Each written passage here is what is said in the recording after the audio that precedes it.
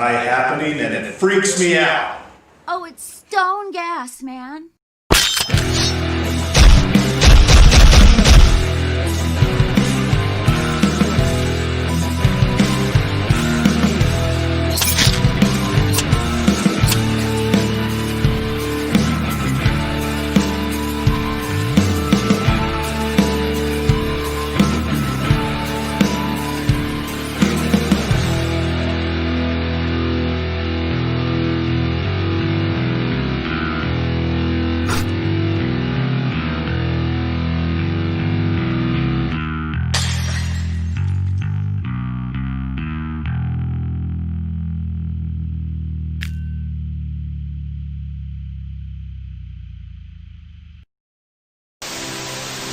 Welcome to the WTSF Santa Tracker 2020. We take you now to Caffin Clubman Island off of the northern tip of Greenland.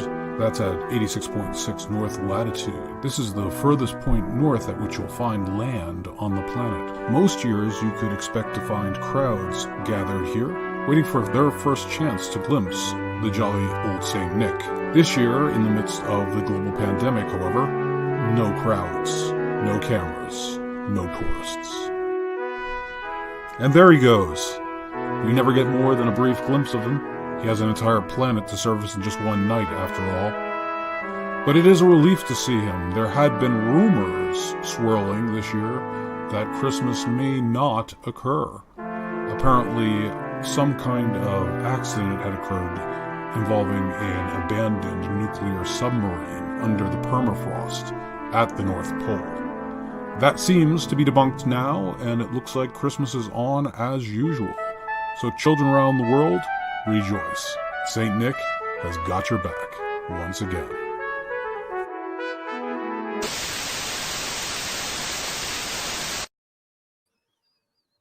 Hello, and welcome to episode 6 of Region Free, our best of movies and Blu-ray releases of 2020 show. And I'm glad to see that Santa is doing his thing. There's been a lot of speculation as to whether or not that would happen. You know, global pandemic and all. Santa Claus is an older man, so he is in that, you know, in that range of, it could be deadly. How would that be to cap off 2020? We kill Santa.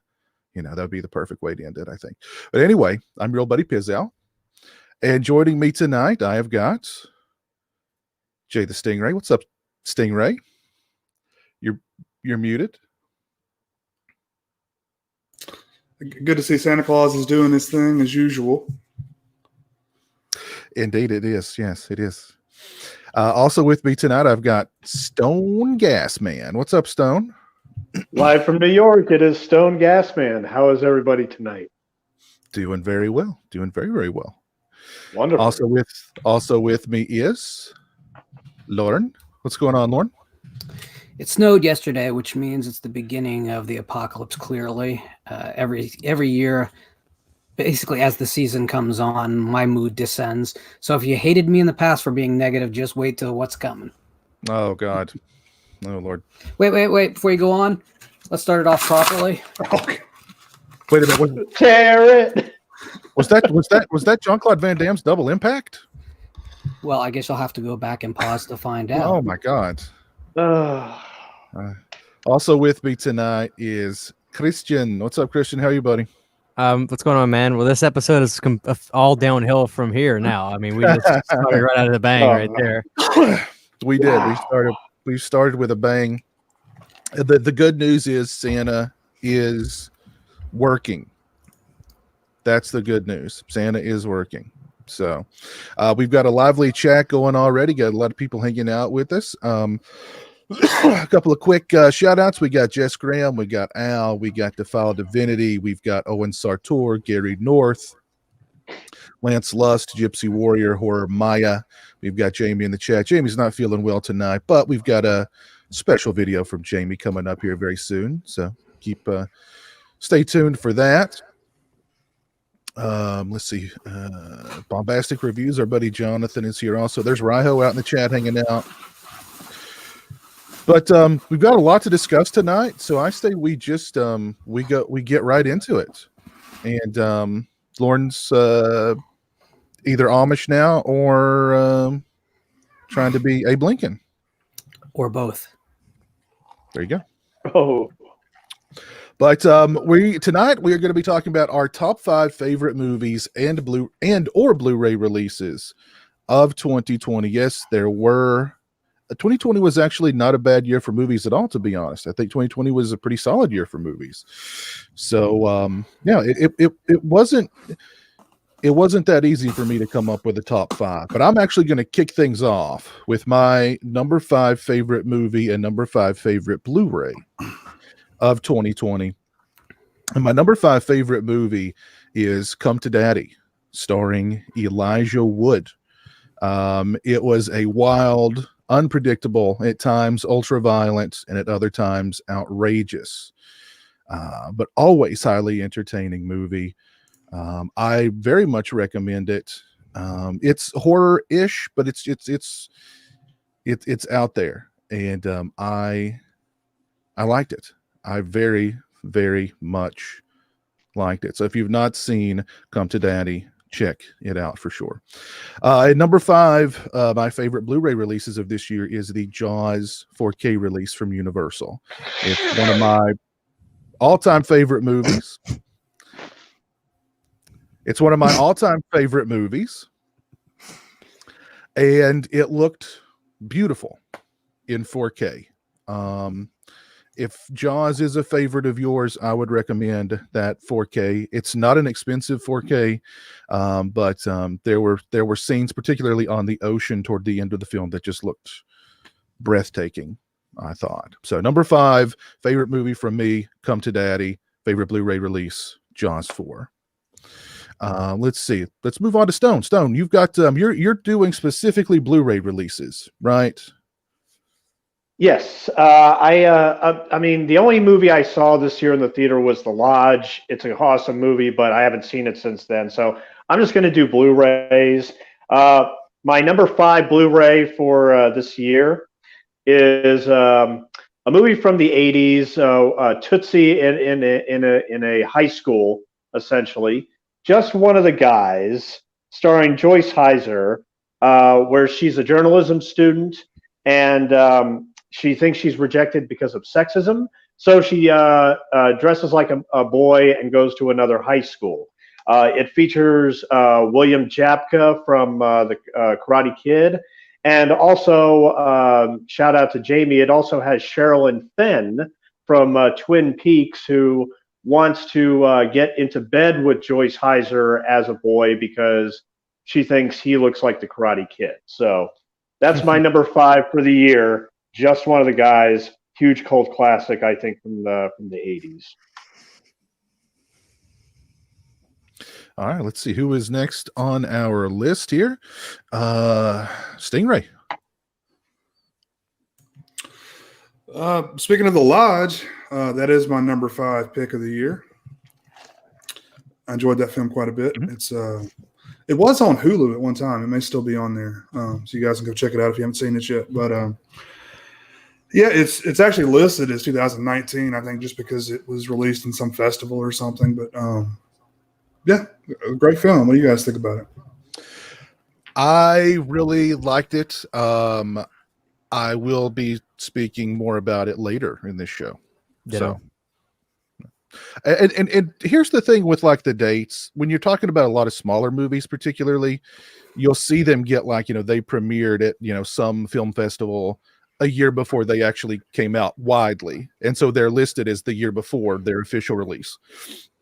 I never really count that. I count the big, release is when they're really released. So that's right, where you get into the weeds with some of these movies, and people, well, that says it's 2019 on IMDb or whatever, but whatever. I second that, Piz. I second that. No. Do you have a Blu-ray release, or you just going straight films here? I'll probably just do films. I do have the Jaws release you mentioned, but I haven't watched it yet, and I haven't really bought too many 2020 Blu-rays this year. So me neither. Well, next up we've got Lauren. What do you got for us, Lauren? My number 5 for this year is also The Lodge. I think that Veronica Franz and Severin Fiala really pulled together something that I had very little expectation for walking in, and it turned out to be deeper and more resonant than it had any right to be. It might not be quite to A24 standards of their gold standard of Hereditary or The Witch, but it's damn close. And I think a lot of people go into this one a little bit cynical, because I do hear the words overrated thrown around about it. And I just don't see that. I think that if you're wanting to stew in a world of dread and start to distrust children, and it's a remarkable work in that respect. And it's not about the twist. Some people say, well, I saw the twist coming. So what? You still have to live that out once it happens. And I think that's where the movie gets even more grueling and more pathological. So I love The Lodge, and it wouldn't have surprised me if it ended up at the top of my list this year. Especially if you'd asked me back in March. But it's a testament to the fact that I think this was a really strong year for independent and foreign horror, that it's number 5. I'm not covering physical media releases because obviously how I would judge those is so different than the rest of you. Special features or anything like that are not going to matter to me. So I just decided to put that aside.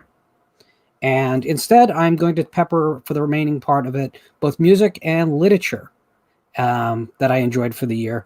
And I'm just going to start with my number 3 novel of the year is The Only Good Indians by Stephen Graham Jones, which is a wonderful supernatural social horror story about 4 young Native American men who violate tribal law and end up haunted by a deer-headed woman who comes back to take revenge for them massacring an entire herd of deer back a couple years earlier. It's a absolutely stunning novel told in a very unconventional way. And if we always talk about wanting those new stories from new perspectives, it's right there. All you have to do is pick it up and crack the spine. Very cool. Very cool. Yeah, mixing things up a little bit with some literature and music. I like it. Christian, what have you got at number 5 on your list or lists? Okay, let's see. Number 5 for movies. I'm actually gonna pick not the Relic. I really liked Relic, and credit where credit's due. Lauren suggested that it's not every day that he suggests a movie in my native language. So when he does, I've got to see it. And I really liked The Relic. I like the haunted house elements a little bit more than the possession type elements. So that's why it's not higher on there, because I didn't get as much as the haunted house stuff as the possession stuff, but it's really good. So I like The Relic a lot. It's my number 5 movie. And my number 5 Blu-ray, I'm a weird guy. I really liked Arrow's Elvira. I thought this was a really fun release, and it was, to quote you, Piz, a really great way to introduce myself to the film because I hadn't seen it, and it looked really good. It was just fun. I'm a horror comedy guy, and it was a blast. And, of course, Elvira is extremely fun to look at. So that's my number 5 Blu-ray, and great interviews. So that's my number 5 Blu-ray. I like how you said she's fun to look at. Yeah, she certainly is. Hey, Piz, she puts the sin in syndication. Okay, now I'm a lifelong Elvira fan. I did not pick up that release, and I picked up a lot of movies this year. I need to get that Arrow release. I really do. It is a very good release. The transfer is good. There's lots of extras on it. And Cassandra Peterson, I don't know what she's doing, if she's bathing in the blood of virgins or what, but I mean, she just doesn't she seems to age like one human year every 5, one Cassandra Peterson year every 5 human years. Cause I mean, she looks fantastic. And, yeah, very good release. And Relic is a movie I'm sure we're going to hear again at least a couple of times as the show progresses. I would hope so. So there's no doubt about that. I do want to check in really quickly with Santa. I'm a little concerned about him. As I said before, he's getting up there in years. There is a global pandemic, and let's just check in with the old guy.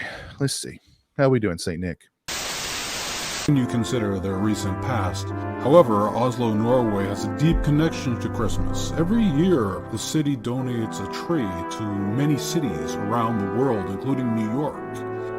Normally, his path takes him into Europe and then through Asia. He makes a hook through Africa before doubling back, hitting Australia, New Zealand, and finally coming through South and then North America, usually from west to east. He definitely seems to be on schedule tonight to make his full rounds. That's great to hear. He's on schedule. I'm stoked. I'm very, very happy about that. Very, very happy about that. Let's dive right into our number 4 picks. We've got number 4 on our list coming up. I'm going to do something very, very provocative and very, very unorthodox right here. Take it off. My number 4 movie, my number 4 favorite movie of 2020 is actually a movie from 2018. It's the Suspiria remake. That Al, that was for you. No, but for real. Al's out in the chat talking all about Suspiria. As usual. He said, how can Lauren mention The Witch and Hereditary and not Suspiria? Let's be serious here. Al only talks about Suspiria 2018 on Days That End in Y. That's true. That's true. You know what? Dakota Johnson was very fun to look at in that movie. Absolutely. Very fun to look at in that movie. But number 4 on my list for real, 4th favorite movie of 2020 is actually a Blumhouse joint. And it is The Hunt. It is The Hunt. Now, I have to admit, when I first heard the synopsis of this film, I cringed, knowing Blumhouse's reputation for being a little woke, you know. But it's a Blumhouse movie that could have been total. It could have been a total cringe fest. But the filmmakers, they took shots at both sides of the political spectrum without being heavy-handed about it. And aside from that, it's just a fun survival action film with a totally badass catfight at the end of it between Hilary Swank and what's the actress's name? I can't think of her name. She's in Glow. I can't remember her name either, but it's I should have written her name down, but she delivers a fantastic performance. Mm-hmm. It's twisty, it's turny. It's one of those movies that it starts out and you think it's going to go one way, and then very quickly you realize that it's not going that way. And my head is really off to the filmmakers behind The Hunt, because they made a really smart, very entertaining survival action flick, and I highly recommend it if you've not seen The Hunt. Number 4 on my Blu-ray, my favorite Blu-ray list of 2020 is actually another 4K. It is the Rad 4K release from Vinegar Syndrome. And if you're familiar with my channel, you know I'm a big fan of Rad. I've been a big fan of Rad for many, many years. It's long overdue that the film got an official release. I was expecting an official Blu-ray release, but when Vinegar Syndrome announced that they were giving it the full 4K UHD treatment, I was over the moon. I was very Bill Allen, the star of the film, actually messaged me on Facebook about a year before the movie came out, because he saw my review with me pining for a Rad Blu-ray release, and he said, just be cool, it's coming next year. So, but he didn't say anything about 4K. So when the 4K announcement happened, I was over the moon. But it looks fantastic. Lots of great extras. Yeah, if you're a fan of Rad, it's a must-own. So Rad jumped from VHS to 4K. Rad jumped from VHS to 4K. Wow. Yeah. Rad jumped from VHS to 4K. That's pretty freaking awesome. Not even a snapper case DVD or a flipper. Nope, not at all. No. So, yeah, number 4, my favorite Blu-rays of this year is the Rad 4K UHD from Vinegar Syndrome. Stone, what's number 4 on your list of Blu-ray releases? Number 4 on my list is courtesy of Kino Classics and Something Weird Video.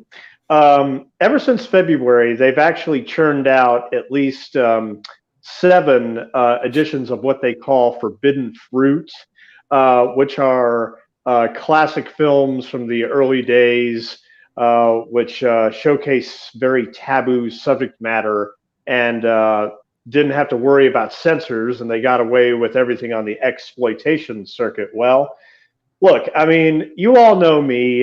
This is a release only I would pick up, I think. But I decided to pick up Dwayne Esper's Marijuana, which was released as a double feature with his 1933 film Narcotic. And Reefer Madness is the more well-known of those yellow journalism films from the 30s. But I think Dwayne Esper's Marijuana goes even further than that. I mean, and there's no plot to speak of. I mean, yeah, it's about a high school girl and her friends. They smoke pot, they laugh, and they go skinny dipping. And of course, much worse happens. Dwayne Esper was a schlockmeister who, you know, he had a reputation where every time somebody would call him, he would always answer with the same response: "I'll sue." I mean, he was a shizer and everything. But this Blu-ray release is awesome. It's packed to the gills with a bunch of Dwayne Esper stuff, including audio commentaries, 2 versions of Dwayne Esper's How to Undress in Front of Your Husband, and Dwayne Esper's How to Take a Bath, and trailer and fragments of Dwayne Esper's lost film, The Seventh Commandment. So that's Forbidden Fruit Volume 4, which includes Dwayne Esper's Marijuana and Narcotic. Marijuana. Marijuana. And of course, finally, what the movie suggests is, oh yeah, you'll become a hardcore heroin addict if you smoke marijuana, which kind of muddles the entire message. But anyway, I'm done. Anyway, next. It's interesting to go back to that era and see the Reefer Madness and what they said it would turn you into. Like, you know, if you smoke one joint, you're going to turn into a rapist. You're going to turn, you're going to be, you'll be robbing banks. You're going to be one toke, and you'll end up in prison for the rest of your life. It was some hardcore stuff. Of course, and of course, it's that it's the ultimate gateway drug was the thing that has permeated for many years. But I mean, we could possibly be on the cusp of it being completely decriminalized soon. So, yep, exactly. It definitely is a gateway to Pink Floyd. What's wrong with that? It's a gateway to Doritos. I wasn't. It wasn't a criticism. It was just. It's a gateway to Doritos and like 5 peanut butter sandwiches, in my experience. So, very nice. What do you got for us, Stingray? I've got hashtag Alive is my number 4 pick from South Korea, and this was on Netflix, I believe. This is one I was kind of surprised by. I think one of you guys may have recommended it to me, and I liked it quite a bit. It's a kind of a different take on the of course the zombie genre has been done to death, time and time again, but this is kind of a unique take on it, and you get the the isolated aspect of it, and then you also get the when they come out of when they try to escape or whatever, you get to see all the zombies as well. So I liked it quite a bit. Yeah, Alive was very, very close to making my list for this year. I very much enjoyed it. I'm right there with it. I think it's on. Did you say it's on Netflix? I think so. I think that's where I saw it. It's on somewhere. It's on some streaming service. I'm pretty sure it was like a Netflix exclusive thing. They bought the rights or whatever. So, but it's on Netflix, and it's I recommend it for sure. Let's see, Lauren, what have you got for us, bud? So before I get, let's just, my number 4 film of the year is The Boot Part 1, The Haunted Ship.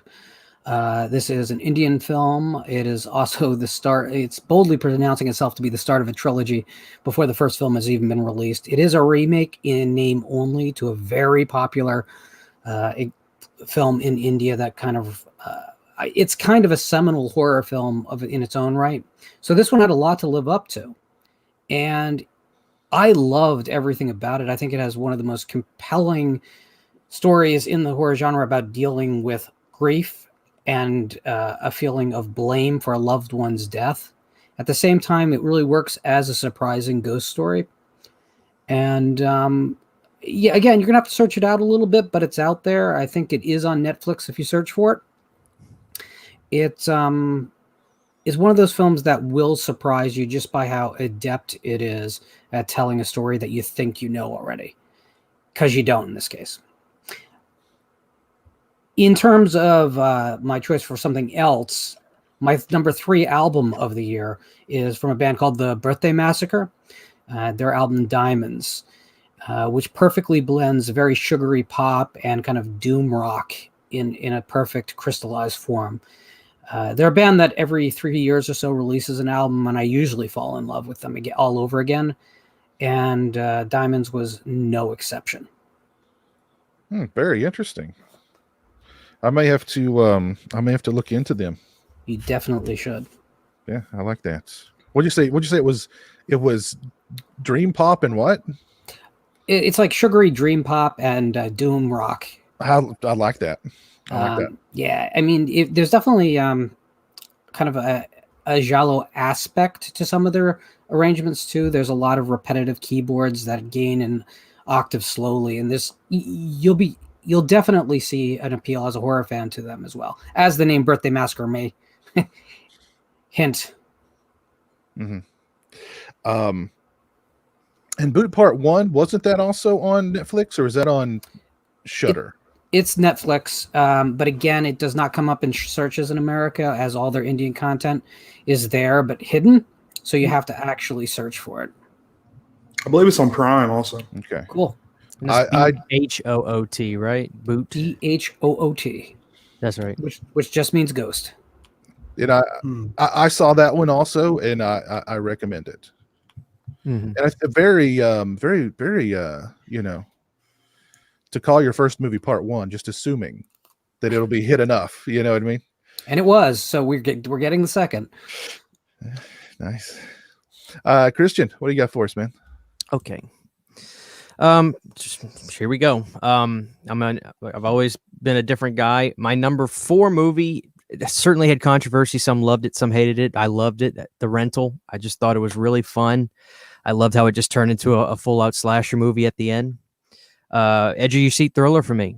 Loved every second of it. So that's my number 4 movie, and my number 4 Blu-ray comes from the great people at the Vinaigrette Syndrome. That is Dolly Dearest. Man, I loved this movie. I was so happy to upgrade from my my 240p DVD that I had, and it looked great. I still think it's the best Child's Play ripoff ever made. So great little interview with the mom in the movie. She was also the mom in Pet Sematary. Lovely woman. So fun little release.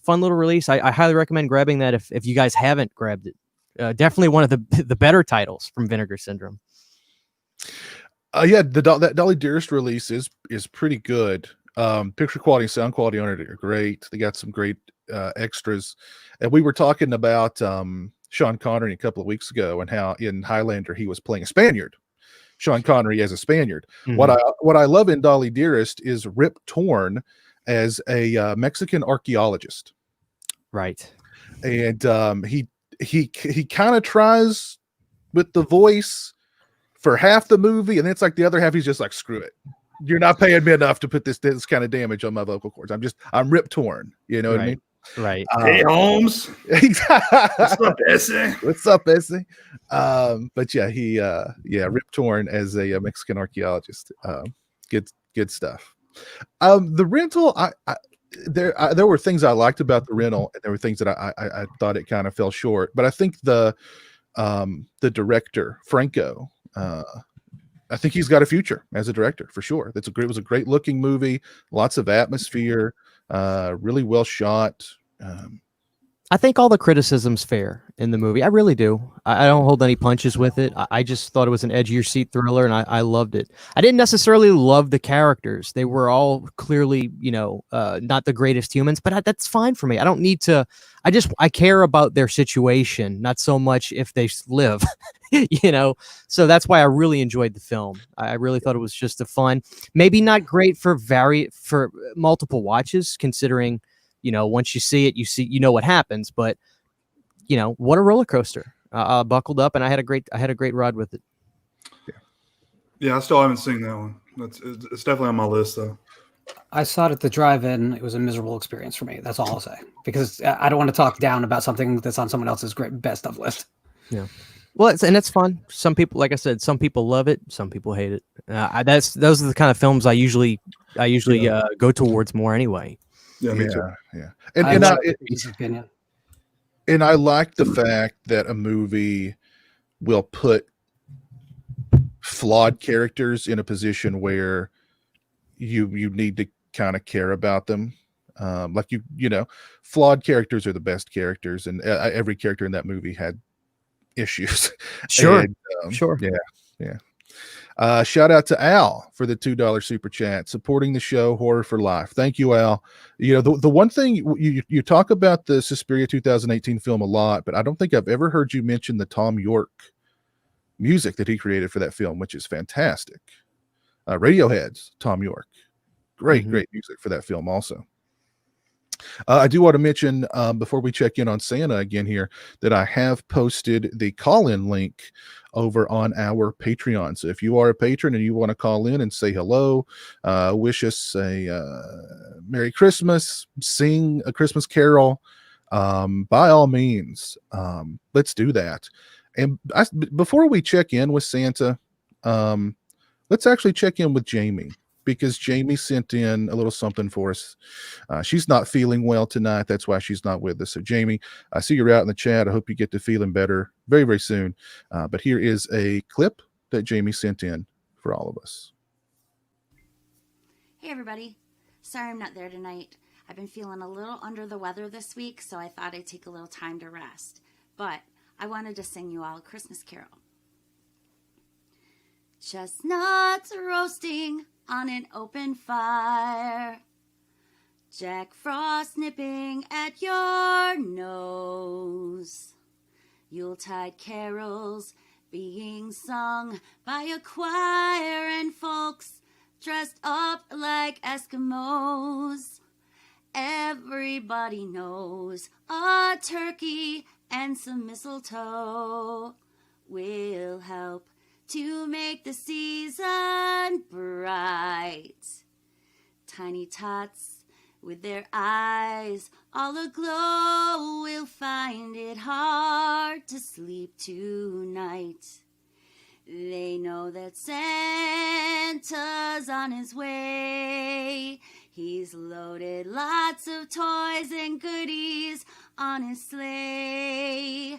And every mother's child is gonna spy to see if reindeer really know how to fly. And so I'm offering this simple phrase to kids from 1 to 92. Although it's been said many times, many ways, Merry Christmas, Merry Christmas, Merry Christmas to you. Merry Christmas, everybody.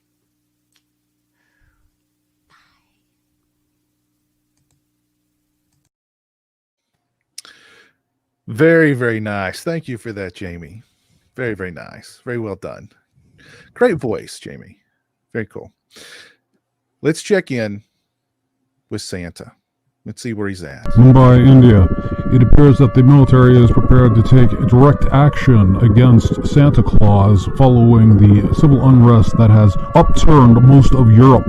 The Russian Federation is currently in absolute chaos, and the fate of untold nuclear missiles is up for grabs from terrorist forces following this mass uprising. We have very little information that can be reported soundly, but we do know that chaos has erupted wherever Santa Claus has flown over.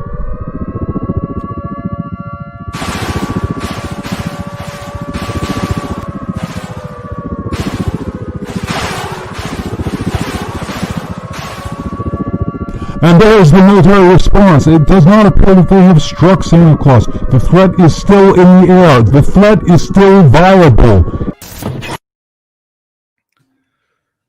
What are they doing? What are they doing? What?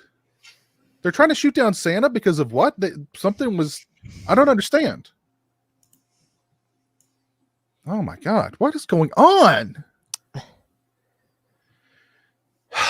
Jesus. Nico, thank you for the $5 super chat, sir. He says, I hate Christmas, but in honor of Jamie's wonderful song. Well, thank you, sir. I don't understand this hatred for Christmas. It's the most wonderful time of the year.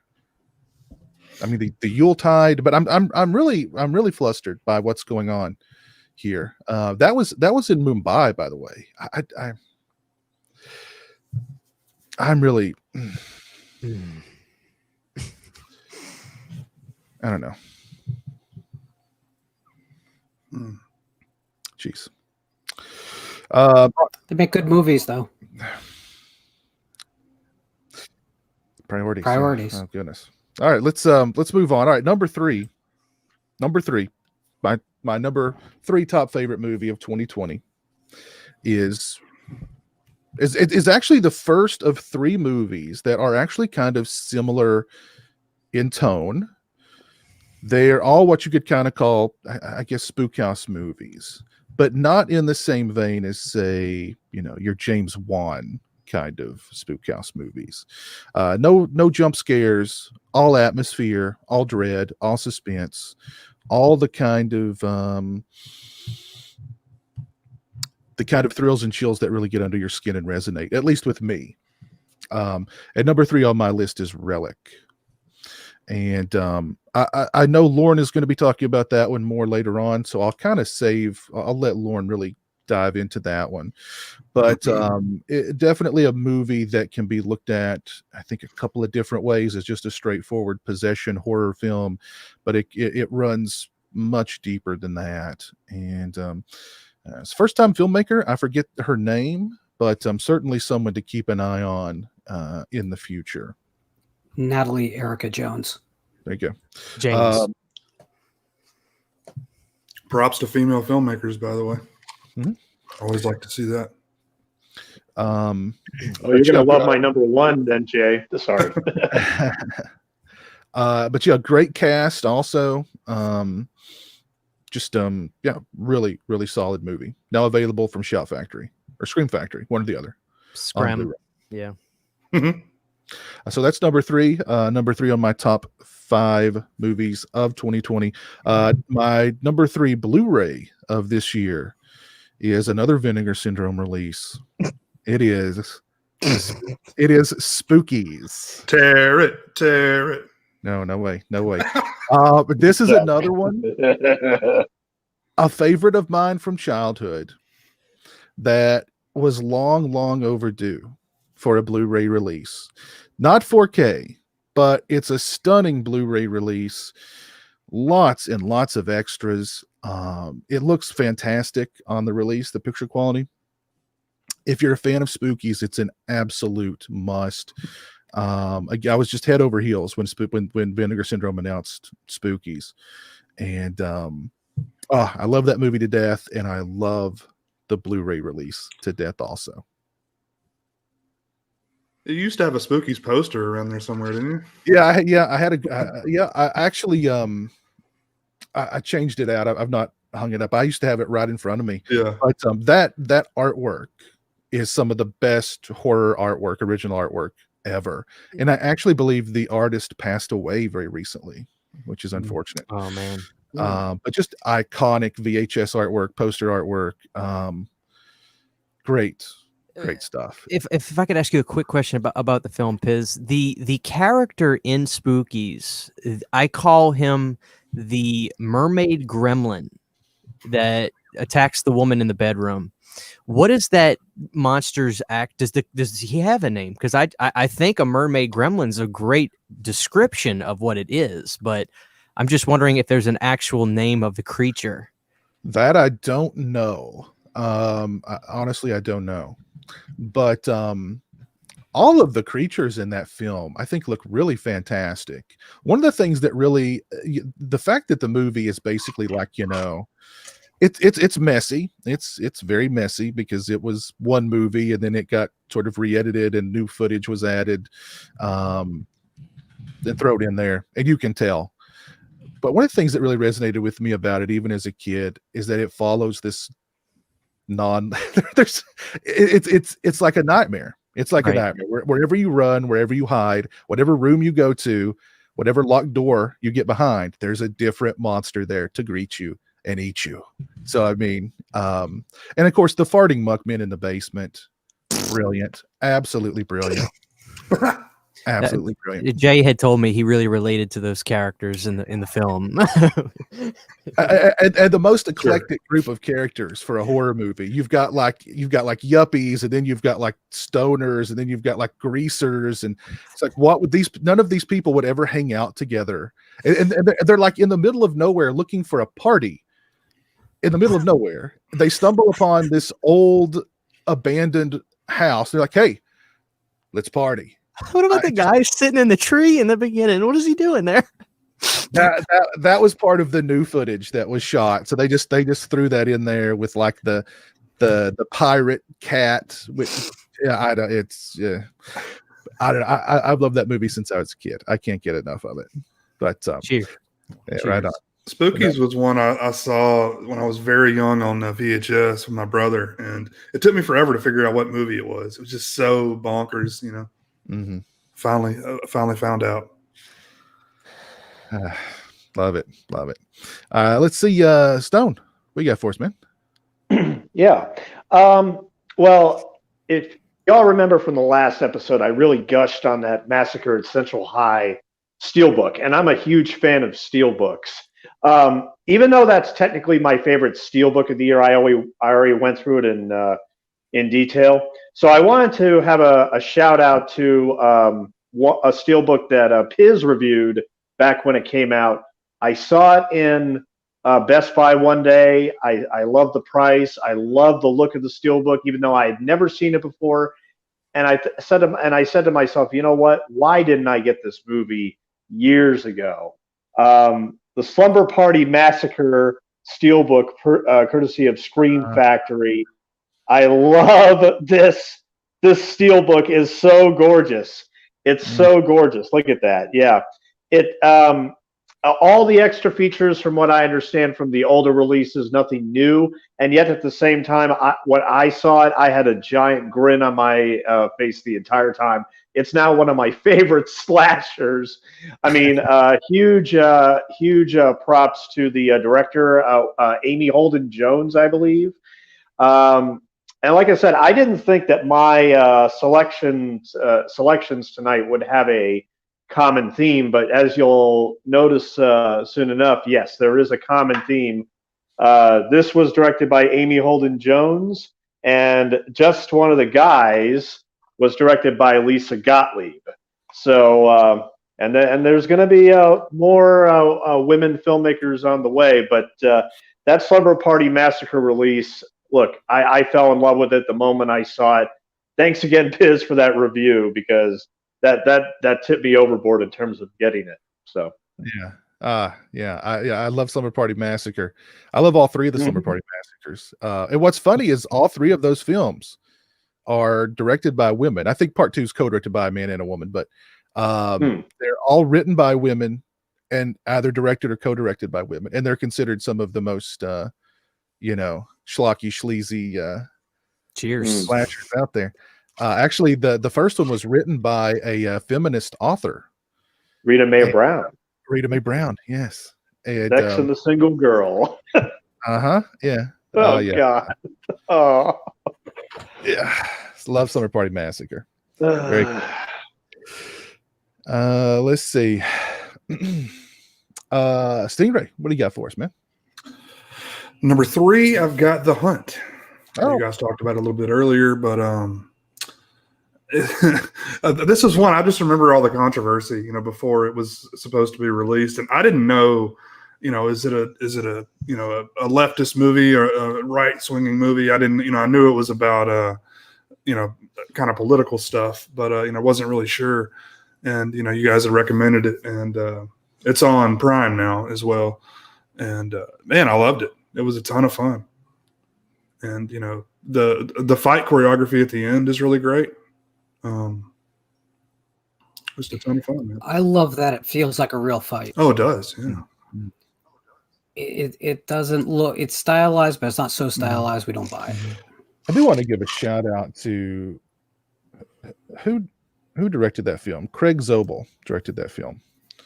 Screenplay by David Lindelof and Nick Hughes. So shout out to them. It's a ton of fun, man. I'm gonna have to watch it again sometime soon. I may get my wife to watch it with me. I think she'd like it. Yeah.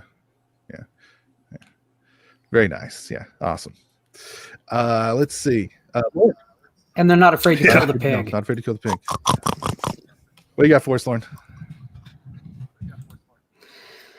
So my number 3 film of the year is probably one that's not going to appear on anyone else's list. It came out at a time when brick and mortar theaters had opened back up in a lot of areas, including mine, but we're not getting much as far as attendance. It was also a film that had really no buzz around it because they didn't realize they were going to release it until they released it.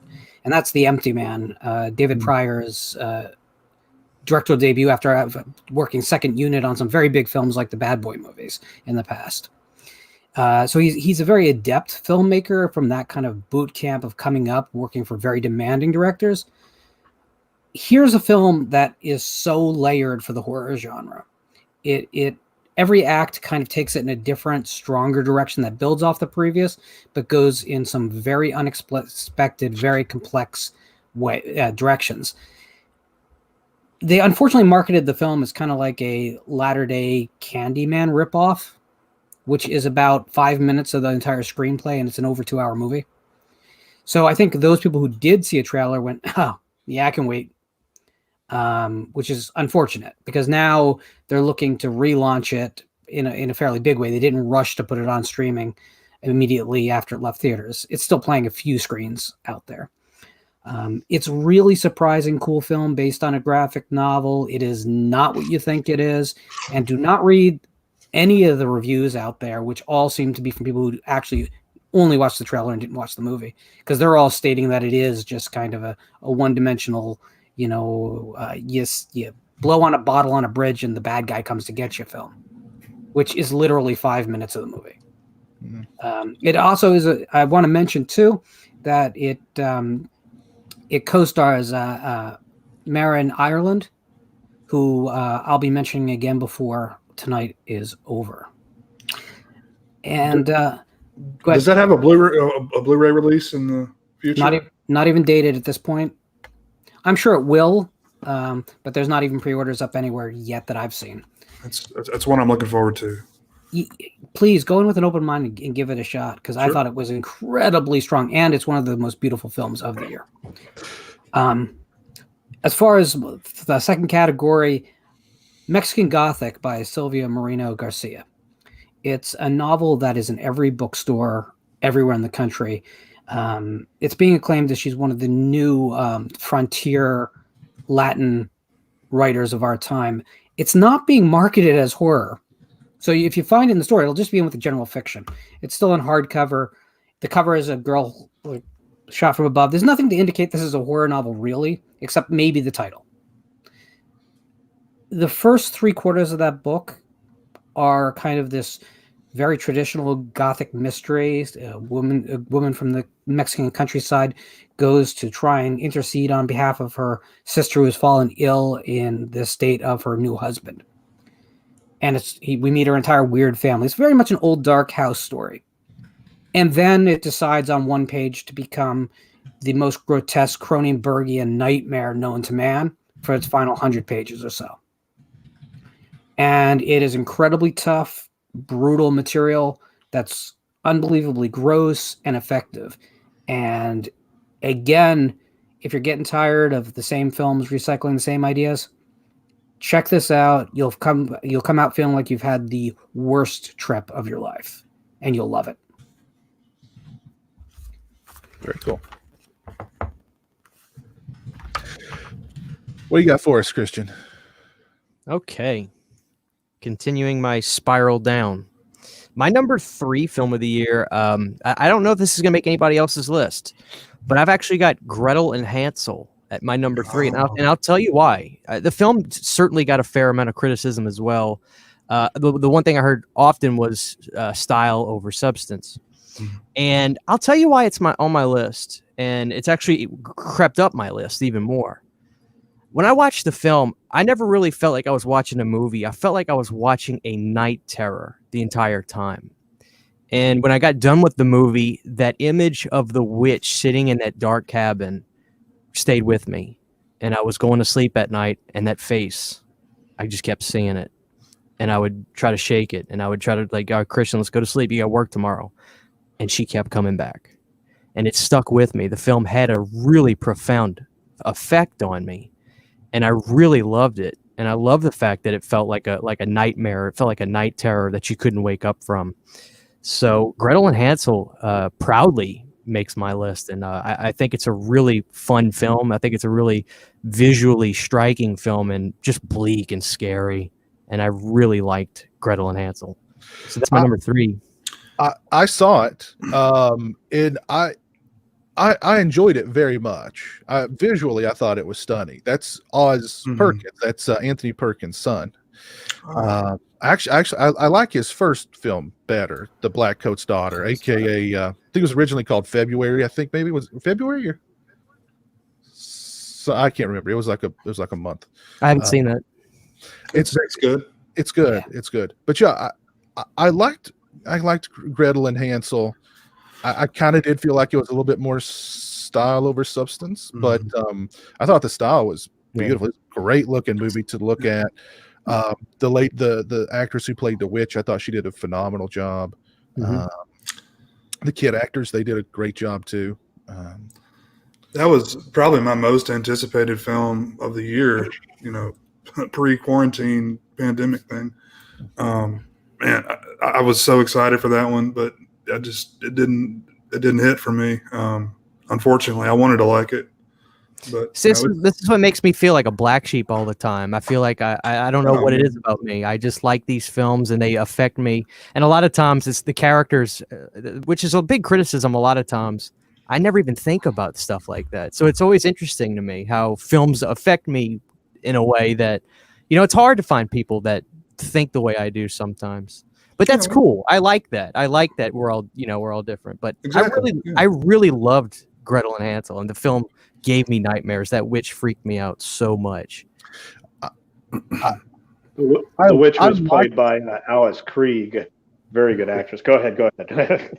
I liked it a lot, but I had some issues with it. But the issues I had with it really didn't hurt the movie that much for me. I had a good time watching it. I just looked up Osgood Perkins because I wanted to see what he's up to next. Let's see if he's got anything in the works. No, don't look. It looks like he directed an episode of the Twilight Zone series. I don't want to step on Christian's pick, so that's all I'll say. Yeah, I'll just say I can't recommend it either. But I love people having different opinions, and I love people stamping their footprints in the wet concrete on them. I love that idea that we all do have different favorites of the year, because how boring would it be if we all just locked arms and just proclaimed the same bullshit to everyone? Yeah. Okay, and my third favorite Blu-ray of the year. It was hard to pick this, but I thought I could not leave this off. One of my favorite slashers, Scream Factory, gave us My Bloody Valentine, and they restored it as well as they could, and it's one of my favorites. And I don't think there's a whole lot of special features on here, but to have it look this beautiful and sound as good as it did was a real treat. As somebody who watched that DVD for a long time with its jarring extra scenes, which I still appreciated. What a lovely addition. It's the last time I should ever have to buy this. And I'm happy to have My Bloody Valentine from Scream Factory. Yeah, I agree. Great release. There were a couple of Scream Factory releases that almost made the list. My Bloody Valentine was one. Their April Fool's Day was a great release too. But I love My Bloody Valentine. Love it to death. So I was very happy with the Scream Factory release. Yeah, there it is. There you go. Let's I am still just kind of shook by what was happening to Santa over Mumbai. Let's see if there's any updates or what's going on out there with this insanity. I hope Santa's okay. Let's check and see here. Hold on. Really don't care. No, you can't tell us what we can broadcast. No, get him out of here. Get him out of here. Get him out of here. Get him out of here. Get him out of here. Get him out of here.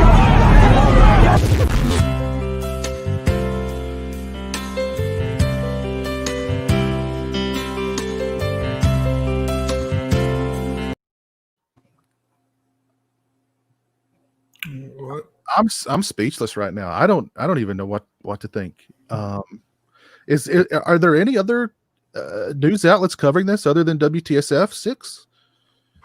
Are there other news outlets? Well, none that matter. All of them are fake news. WTSF is where you get the real news. I don't know. There's just something really strange going on, and Let me go check Parlor and see what's going on. see what's going on Parlor. Yeah. That's where you'll find, I'm sure, the straight dope. Also, somebody look up. Oh God, I've forgotten his name. The No Spin Zone guy. I'm sure he'll have the straight dope too. Alex Jones. No, but Alex Jones he'd tell us what's up for sure. He would definitely have a theory. He would have a theory for sure. Pizzagate and Globalist. Hopefully, it's globalist pop. Oh, man, that was a good impression. The problem is India. Let me tell you something, brother. We've got a lot of globalist propaganda going on out there. But first, I got to tell you about this new product I've been taking. It's pure horse tranquilizers. Listen, there's globalists out there. If you want to, they're chemtrails in the air. Our drinking water's tainted. You need pure horse tranquilizers. Oh, man. You nailed it. Just pull him up on the Joe Rogan podcast. Type in Alex Jones clips, and you'll hear him say, "Because they're psychic vampires luring the children into the hot tub." Joe Biden is a shapeshifter. I'm still happy. By the way, you need to buy some seeds so you can grow things in the apocalypse. Because there aren't going to be any supermarkets. Let me tell you about something called Liberty Villages. It's our own encampments that once the apocalypse happens, which it's happening very, very soon, good people, you can buy your own log cabin for $10,000. Liberty Villages. All right. Enough of that globalist propaganda. Number 2 on my list of favorite movies of 2020. The Dark and the Wicked. I actually watched this movie. Hold on, I've destroyed my vocal cords. I forgot about that movie. I would have had it on my list somewhere. I actually watched it just a few days ago. I'd heard very good things about it, and it's another one where all about just super bleak, dark atmosphere. It's one of those kinds of movies that sort of slowly turns the screws on you. You never quite know what's going on in it. And again, it's the kind of movie that resonates with me more than, the bump in the night, jump scare kind of thing. Great performances. Really, it's more or less a 2-person show, the entire movie. But there's some really striking visuals. It's very intense. I really cannot say enough good things about it. It's a Shudder original, but I don't think it's on Shudder just yet. You can rent it on Amazon Prime. But It comes out Tuesday on DVD, Blu-ray, and Shutter. Oh, Okay. cool. very cool. But yeah, I can't recommend it any higher if you're looking for, you know what I mean, a waking nightmare kind of horror film. I would, The Dark and the Wicked, highly, highly, highly recommend it. Number 2 on my list of favorite Blu-ray releases of this year, I actually went and pulled this one off the shelf. It's the Friday the 13th collection box set. And the only reason why this didn't make number 1 on my list is because there were some issues with it. But aside from that, I think this is a phenomenal release.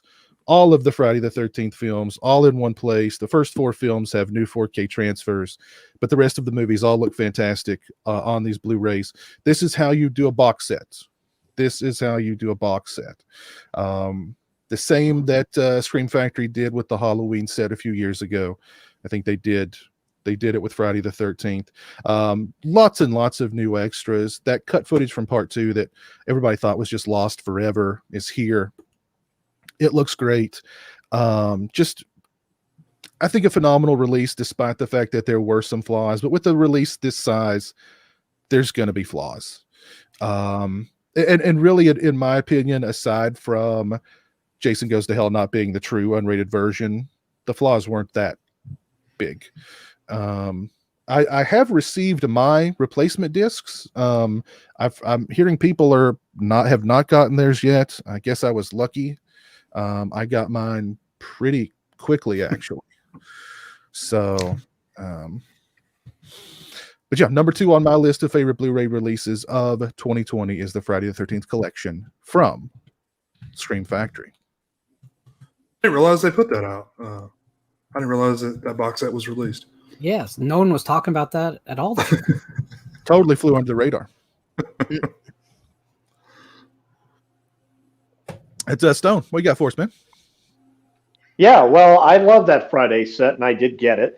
For my number 2, I'm going to cheat a little bit and have 2, but they both go together because they're both come from the same company. They're both from the same decade, and they're both very, very important films. And I'm not going to go over time on both of them. But the first one here is Dodsworth from 1936. The guy that ran Turner Classic Movies for years, their major host, I forget his name off the top of my head, but this was his favorite movie of all time. And this was restored by the Film Foundation and the Academy for Motion Picture of Arts and Sciences. Restoration funding also provided by the George Lucas Family Foundation. And this is a very mature film for the time, as it deals with divorce and that kind of thing, which were unheard of in the 30s, but directed by William Wyler, based on a novel by Sinclair Lewis. And considering the fact they made some real classics, not only at that time, but that same year in 36, Dodsworth is one of the best. But also, if you're a horror fan, you absolutely must pick up Mystery of the Wax Museum from 1933, directed by Michael Curtiz. Warner Archive, they can upset me a lot of times with their lack of extra features. This is the exception because they really went all out here with 2 commentaries, an entire documentary devoted to Fay Wray, the star of King Kong, and a restoration featurette restored by UCLA Film and Television Archive and the George Lucas Family Foundation. And if you like either version of House of Wax, either from 1953 or 2005 with Paris Hilton, this is the original version, and it is still my personal favorite. Glorious early 2-strip Technicolor, and they restored it to it's a thing of beauty. Wonderful, wonderful release. You must pick it up. And you'd be hard-pressed to find Fay Wray looking much better than she does in that film, though maybe Most Dangerous Game. Yeah, she when she stood, she actually posed as Marie Antoinette as one of the quote-unquote wax sculptures, and she stayed still for a whole sequence, and it was just amazing seeing how gorgeous she is, and she's in a very memorable movie, as with many others. Very nice. Yes. Stingray, what you got for us?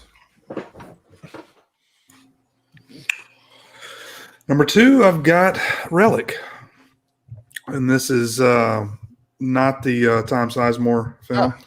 This is the 2020 release, which is unfortunately a remake of The Visit. So they kind of ripped off M. Night Shyamalan, in Australia. But no, I'm just joking. But no, I finally got to see this. I know Lauren's been talking about it for months now, since it came out. Finally watched it and really enjoyed it.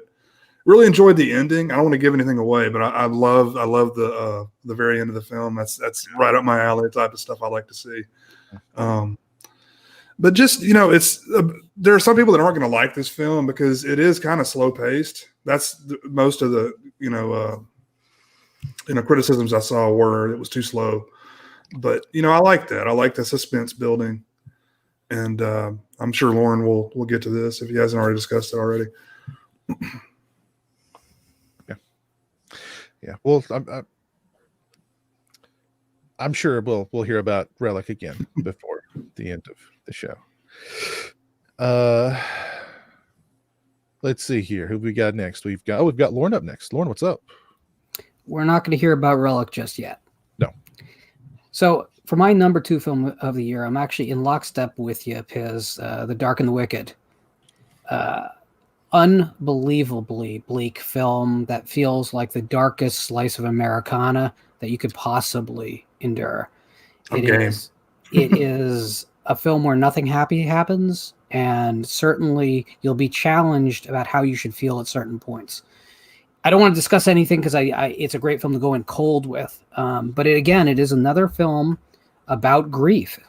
It seems like the best horror films this year were all about dealing with grief, the aftermath of mortality, which is kind of the opposite of how we think about the genre in most cases. We usually think about the genre detailing how you die. But these films are really about dealing with the process of death and what inevitably will come after. And The Dark of the Wicked really struck me for its setting, which feels so real.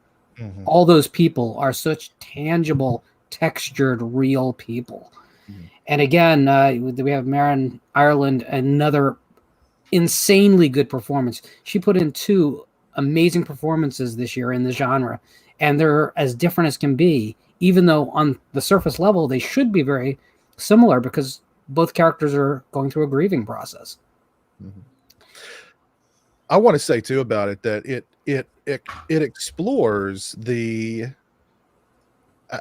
for me, when you're dealing with movies where there's an evil entity there or there's some sort of possession happening, this one dealt with it in a different way where the evil to me seemed truly evil and just absolutely merciless, and that added something to it for me also. It's you mentioned it, the dread is so heavy in that movie, literally from the opening of that movie. I feel strongly enough about the film that the poster for it had made the wall right next to Game Over behind me. Tear it. That's not going to happen, sir. Yeah, I mean, it's funny because if you decode the film, which I'm not going to, again, discuss what the film's about or any plot, really, the answer to what the film is about is actually right in front of you the whole time. And that's what's really crazy about the movie. It is a tragedy of an American family. Mm-hmm. And it's a unfortunately common terror, but we're exaggerating it. The devil in this film is a thing. It's a part of these people's lives well before the film begins. And I think it's an amazing, amazing film. And again, any other year, I think it would be my favorite film of the year. My top 3 this year easily could have been the best film of any other year. And I wouldn't have been shocked. That's why I say this year was pretty amazing for me. Also, keep in mind, I mean, I got to see every film that's on my top 5 in theaters this year. So for me, it was not a slow year at the theaters. Some of it was at the drive-in, but I felt the same way. I felt like my top 3 could be easily number ones like my top three are all number ones, really, kind of. But I think I know what you're talking about when you say that the devil is right in front of you in that movie. It's not ever mentioned. It's kind of alluded to, but it's certainly, you get the sense that the wicked, there's the dark and there's the wicked, and you get what the wicked part was about. Yep. We can talk offline about it if you want to just confirm that, but I don't want to ruin it for anyone because it's such a layered film. Again, that's the other thing about this whole list. My entire 5 are all these deeply layered, structured horror films. I mean, they're all. I hate when people talk about elevated horror, because it makes it seem like that's something to be strived for. Some stories should be that way, some shouldn't be. But this year was a very rich year for intelligent horror. So, in terms of my second favorite album of the year, In This Moment's album Mother came out this year. And this is a band that consistently surprises me as they evolve from a straight up metal band, 12 years ago, to kind of an industrial rock band. And now they're turning into kind of a post-rock band that's kind of their own thing. I think Mother could easily have been just a right-away album to bide time until they figured out what was next. But the album plays, and they're one of the few bands that can make a cover of Phil Collins sound completely creepy and disorienting. Very nice. Christian, what do you got? Okay. This is number Dos. 2. Okay, so number 2, this movie, the research I did, it did a festival in 2019, but it became public in 2020. So I'm based on what Piz said, it sounds like we're in the clear. I tell you what, my number 2, I love it so much. We Summon the Darkness was one of my favorite films I watched. Talk about on the surface fun and so much energy to the film. Alexandria Daddario is gorgeous in every sense of the word. Great cast, great story. I love mixing 80s heavy metal and crazy religious people who want to stop everybody from having fun. What more could you want? And I got to be honest, despite the fact that Johnny Knoxville did not have a big role in the film, I thought he was awesome in We Summon the Darkness. So yeah, I get excited when I talk about this film because that's what the film does for you. So it certainly got a fan base, but I still think it didn't reach as much people as it should have. So if you haven't seen We Summon the Darkness, make it a point to watch it. It's so entertaining. Love it to death. We Summon the Darkness is my second favorite film of the year. And Blu-ray wise, I got to give it up to this sucker right here, the Gluttony edition, the Rambo set. I'm Stallone's my all-time favorite actor. I love everything he's done. Well, not everything, but I'll watch Oscar and Stop or My Mom Will Shoot just to watch it. I love those films, and I have given my thoughts on 4K, and I'm not going to buy everything. I'm just not. I do want to disclose that I haven't seen Possessor yet, so I can't say that it would have made my list or not. I'm going to pick that up and watch that soon. But I love this set. I love these movies. They look very good. The first film still brings me to a tear. I think First Blood's one of the most important movies ever made. I love the message behind it. I love the sequels. Obviously, are just they're just gluttony, and they're action for action's sake, more or less. But the first movie has such a special place in my heart, and I think it's his best film. So I love this set, and I love how great they look, and just a testament for the fans that love this series. So number 2 is the Rambo 4K set for me.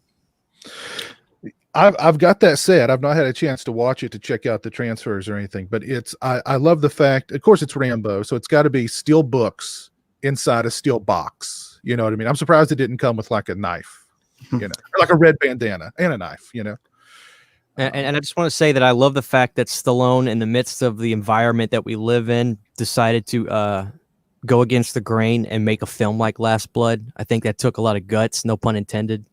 And I've always respected Stallone for his intensity and his drive and all the things he's done in his life. But I will always champion him for making that film in the era that we live in. And that's all I'll say about that. As much as I love Stallone, I kind of feel like he's really the truly talented Stallone in that family is Frank, and everybody knows it. But unfortunately, I think Sly's held him down because he knows That Frank 1984 album is good. I mean, it's a good album. you know. Yeah, Stallone's a cool guy, man. I follow him on Instagram, and he's a guy that's really humble, you know, considering everything that he's done. Like, he can really take a joke and stuff, and I like that a lot. You know, it's nice to see someone with that, you know, level of celebrity that's able to, you know, look at themselves like that. Yeah. We've got a globalist propagandist in the chat named Dork. Stallone the shape. Keep doing that. You're not going to have a voice. I'm not. Yeah, it's already. Please going. bet me $10 million that Stallone is not. Stallone is not an alien. Please, right now, bet me $10 million. Let's check in on. We've seen some crazy stuff happening tonight on our WTSF. I'm sorry, Santa Tracker.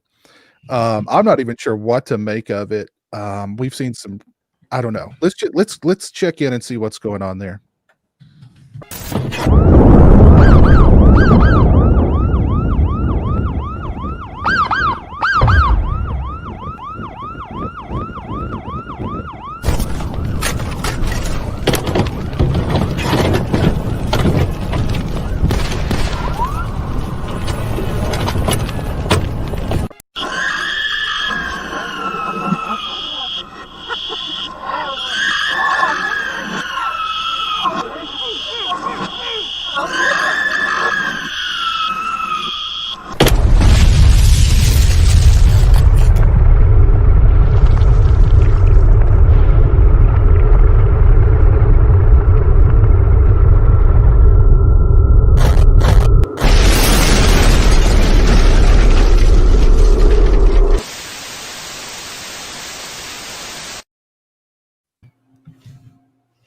What the hell? You guys hear that? I got sirens outside.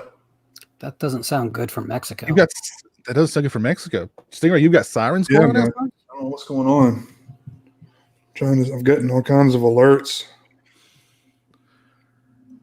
Hold on a second, man. I'm gonna see what's going on here. All right, yeah, check and see what's. I don't get it, man. This is craziness. I hope it's. I mean, my God. I don't have service. Oh God, where's my phone? I don't even. Where's my phone at? Can't even find my phone. I do feel. I don't know. I feel kind of lightheaded. I feel like I want to do something with the slipcase for the new 30th anniversary Total Recall 4K release. I can't stop myself. What am I doing? What am I doing here? Tear it. No, I'm better. I'm over it. I don't know. Something just came over me there. I don't know what that was about. Giving me the blue balls over here, man. Yeah, I'll tell you. I don't. Oh, goodness gracious. Any updates, Stingray? I don't have any service, man. Yeah, Lauren said he doesn't have service either. I can't even find my phone. I don't know. I think we need to let's just go right into our number one selections for best movie of 2020. Number one on my list is The Lodge. Wow. I loved this movie. This was a movie that really surprised me, and this was a movie that at one point I was certain that the film was taking place in another dimension. Again, it's a movie just steeped in dread and atmosphere, and I love to be in the hands of a filmmaker that I can't trust, and I know watching it that they're not trustworthy. And again, at one point in this movie, I was sure that the film was taking place in another dimension. So I loved The Lodge. I loved kind of the twist, if you want to call it a twist. I loved the ending. I loved the darkness. I loved the bleakness. It got under my skin, and yeah, I'm still thinking about it. So number one on my list is The Lodge. Loved The Lodge. Number one, as far as Blu-ray releases, goes to the Second Sight Films, Dawn of the Dead, 4K release. This to me is just a beautiful, phenomenal release for Dawn of the Dead. You get all 3 cuts of the film in 4K. They all look absolutely fantastic. Tons of new extras. It's a beautiful. It's a beautiful thing. It's a beautiful thing. Yeah, I can't say enough good things about it. It was long awaited and much anticipated, and I think it was definitely worth the wait. The Second Sight Films, Dawn of the Dead, 4K. Very, very nice. Yes, indeed. Stone, what do you got for us? Sorry about that. Okay. For number 1 for my Blu-ray releases this year, look, I'm going to be perfectly honest with you guys. I have a thing for not just women directors, but early women directors. The women directors from the early 1900s and the 1910s. Now, I don't know how many really know, but on the highest paid director in Hollywood in the 1910s was a woman. The highest paid screenwriter in the 1910s in Hollywood was a woman. The director was Lois Weber and the screenwriter was Frances Marion. Up until 1920, actresses wanted to be directors when Hollywood was just brand new and fresh, and they really wanted to make their voice stand out in Hollywood. In fact, at Universal Studios, that's all they did was promote their women directors. They had an all-female police force. They had a female mayor running Universal City. I mean, read it all in this book, Women Filmmakers in Early Hollywood. It will give you everything you want. But to get to the heart of what I'm getting at here, if you don't know who Alice Guy Blache is, then you're about to find out right now, because Alice Guy was a French expatriate in France who worked for Gaumont in the early 1900s and also ran her own studio in the 1920s called Solax. And she made many, many films. She's actually responsible for directing the very first narrative film in 1896 called The Cabbage Fairy. D.W. Griffith kind of, over the decades, kind of took away a lot of the credit. Because if he is the father of cinema, then Alice Guy is the mother of cinema. She is the mother of cinema. And these 2 Blu-ray releases from Kino Classics, they combine over 10 hours of Alice Guy's work. And I particularly like Volume 2 set at the Solax era because those, for the most part, are narrative films. They do actually tell stories, while the ones from earlier, from like the late 1890s and the early 1900s, they were more static, obviously, and they were more concerned with a stationary camera showing something to sell film equipment at that time. Just real quick, some of the titles that are provided on both sets: Wonderful Absinthe, At the Photographer's, Turn to the Century Surgery, Midwife to the Upper Class.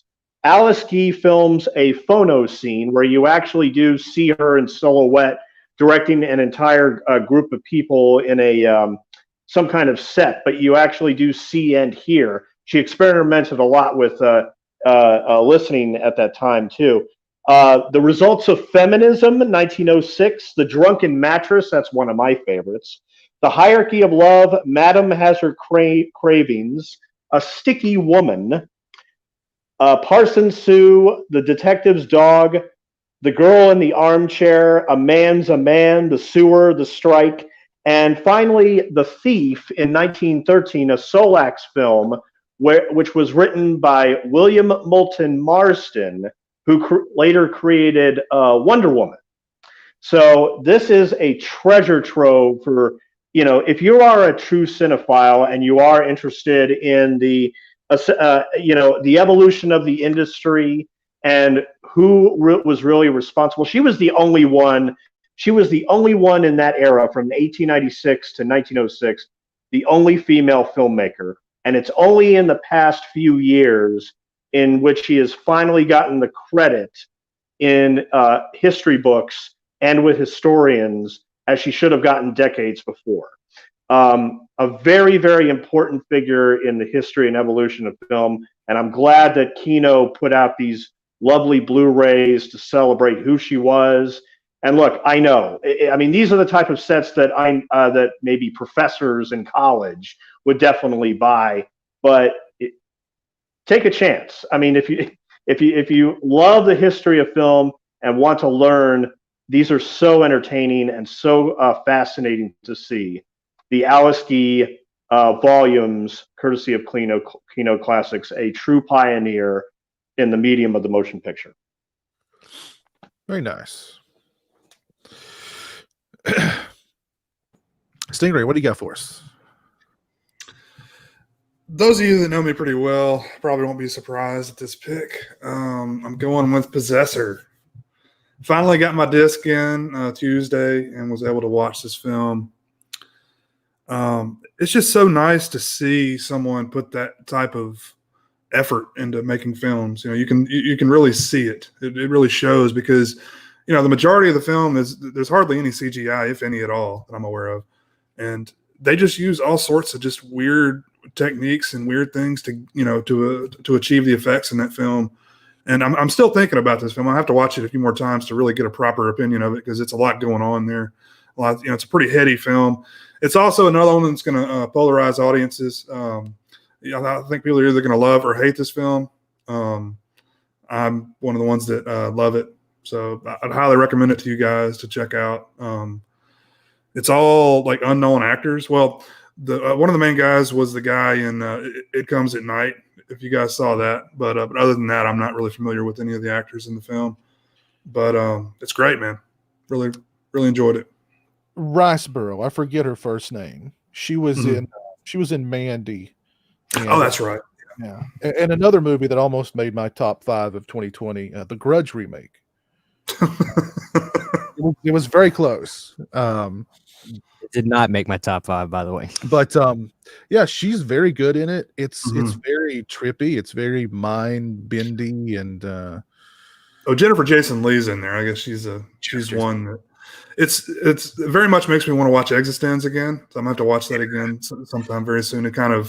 It's not, you know, he's so separated from his father to a degree. You know, you can kind of see elements of the body horror stuff, but you can tell it's not David. This is a Brandon joint, you know. And just, Sean Bean's in there for about 5 minutes too. Yeah, Sean Bean is there. Yeah. But I don't know, man. It's just, you got to think, man. This guy, like his son's making like kick-ass movies. Like how proud he's got to be of that. That's pretty cool. Yeah. Andrea Riceboro is her name. That's right. Thank you, Nico. Yeah. Yeah, I saw it recently. I really liked it. It's one of those movies that, yeah, it will be polarizing. There'll be a lot of people like, oh, I don't get it. Well, I don't, you know. But it's really, I mean, I think he's. It's a layered movie. He makes a lot of statements in that movie, not just about, you know, what you think he's talking about. But I mean, there's clearly a lot going on in that movie. Yeah. And it's ultra violent at times. It's yeah, the ending of it was really strong, I thought. And yeah, really interesting film movie. I think you can watch multiple times and kind of gather more about it each time you watch it. So, you know, as someone who loves David Cronenberg, I've never been more nervous or anxious to see a film about that his son has done before. I feel like I'm probably more nervous than David was to see it because I'm such a huge Cronenberg fan. I'm really anxious to see Brandon's film because I've never seen anything he's done before. So. I also really liked his first film, Antiviral. I thought that was, yeah. Now another statement movie masked behind kind of a, you know, it had some body horror elements, and you know, thought it was a good film too. Now, did you see Possessor? How did you see it the first time? The disc. I got the 4K, even though I don't have a 4K player yet. But the Blu-ray is beautiful. So you saw Possessor uncut, Dan? Uncut, yeah. Okay. I hate to ask, but I haven't figured this out. What's the deal with the release of this movie? Because I'm seeing the date of the 15th for the Blu-ray, because I was just going to get the Blu-ray of Possessor. So what's going on with that? Is it released yet? Is it not released? Is it just on the 4K? What's going on with that? I'm not exactly sure what the deal is with it. I've seen it in the wild. I've seen it on Okay. shelves, so it's out. The 4K came out Tuesday, I believe, in America. Yeah. Let's see, Lauren, what's your number one film of 2020? We'll get to that in just a moment. First off, I want to say my favorite album of the year is Bring Me the Horizon's Post-Human Survival Horror, which is a mind-boggling post-hardcore doom metal masterpiece. Very surprising record with a ton of guest stars on it, including Baby Metal and Amy Lee. And it's just constantly surprising. There's no two songs on it that are exactly the same or even relatively the same. But it's really wonderful to see a band have matured like this, because if you would ask me 4 or 5 years about bands like Bring Me the Horizon, I would have been like, yeah, no thanks. But they've really become powerhouses. And I think this album stands alongside any hard rock record that's come out in the last 15 years. So I strongly suggest go out and check out Bring Me the Horizon. My favorite novel of this year, and this isn't a surprise to anyone who's talked to me for more than 5 minutes this year, is Ancestor by Daniel Trusani. An novel that simply every page is poetry of its own sort, but that, oh my God, it's such a warhorse novel that affects you on multiple levels constantly. Again, it's about grief. That seems to be this year's theme, but it's just an incredible work that I think is a classic of the genre in literature.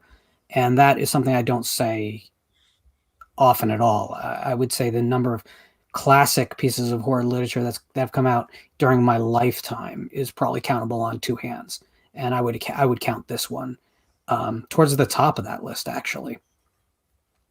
And before I discuss my favorite film of this year, which we have discussed quite a bit already, which is heartwarming, I want to just run through my runners-up. That the things that I love this year didn't make the list. I'm not going to say anything about them. I'm just going to list them off.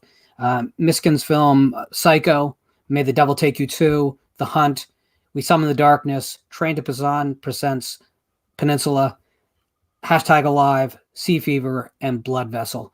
I think all of these films were incredibly solid.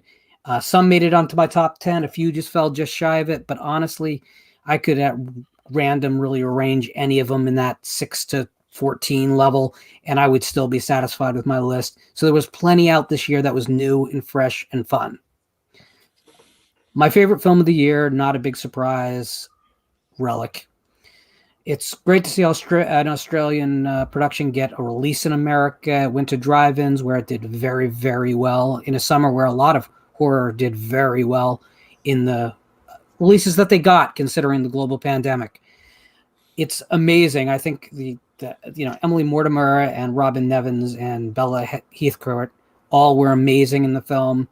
They basically have 3 women have to hold up this entire film anyway, except for extremely small additional roles.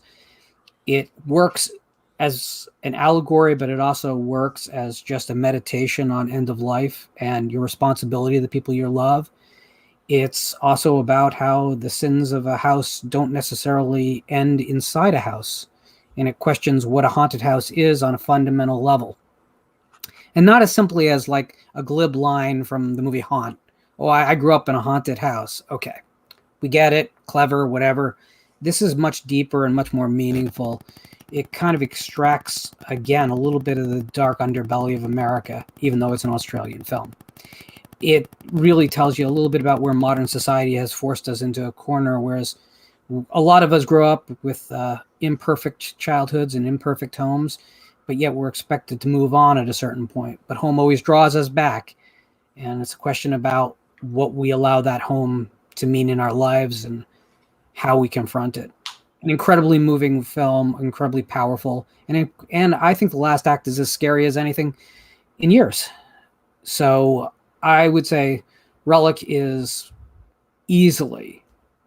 I mean, I wavered a little bit as I saw new things and got excited for them, but Relic kept going right back to the top of the list. And it doesn't surprise me one bit that I end the year with it there. Right. Yeah, I really liked the last act of the film in which the house is decaying, but is it the house or is it the mother's? Yeah, really, really powerful film. I mean, it was on 3 of our top 5 lists. So I mean, there you go. Yeah. Yeah. Christian, what do you got? Okay, I'll do the Blu-ray first. No surprise, I did love the Friday the 13th set, and just real quick, I'll tell you why it's my number one, because, I almost wanted to put Rambo at number one, but the reason I'm putting Friday at number one is because of this disc right here.